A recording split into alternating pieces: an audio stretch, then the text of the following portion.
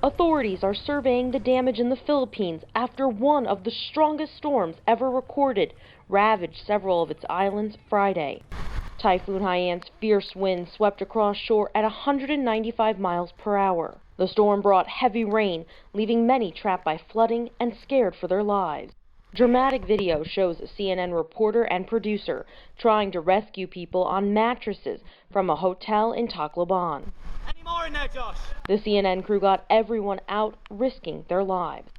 Okay, I can feel electricity in the water, guys. My legs are tingling. Meanwhile, homes destroyed, and the Red Cross now dealing with power shutdown across several of the islands. Our biggest concern is that we cannot really communicate with our people on the ground. Humanitarian aid group Catholic Relief Services says it's trying to bring supplies like food and water to people. We have teams already going out by road to the worst affected areas where we're already working, helping with clean water, emergency shelters, and we'll look at how this storm impacted them.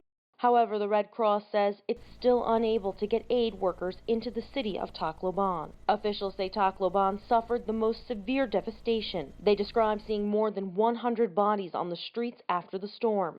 Although officials say hundreds of thousands of people evacuated prior to Haiyan, millions are still feeling its catastrophic effects. I'm Mary Muller reporting.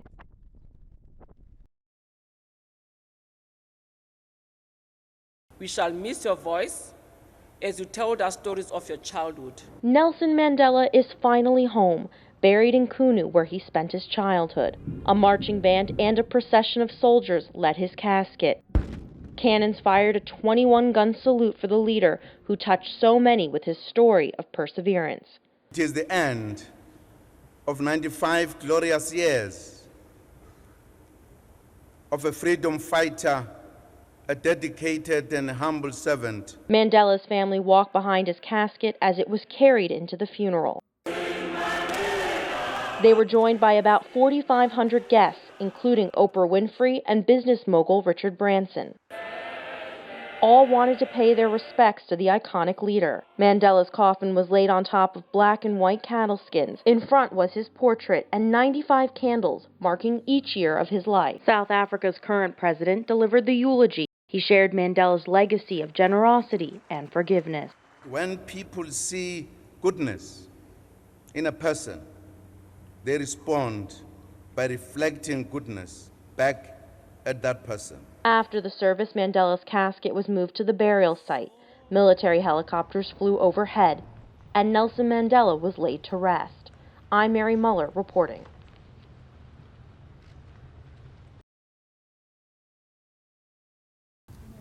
Yes, we are drivers. We ran in the bush. This young woman wanted to remain off camera. She escaped after armed militants stormed her school in northeastern Nigeria. She says she still lives in fear, but she is not alone. Bring our girls back. An outpouring of support to bring over 200 girls home has spread from city to city in the U.S. and abroad. And I want you to know that Barack has directed our government to do everything possible to support the Nigerian government's efforts to find these girls. Even Pope Francis took to Twitter asking for prayers for their immediate return. So far, the U.S. has sent military and law enforcement personnel to assist in the search. It looks as if there's a hostage negotiator and then some military advisors. One challenge the U.S. faces, it can only help at the request of the Nigerian government.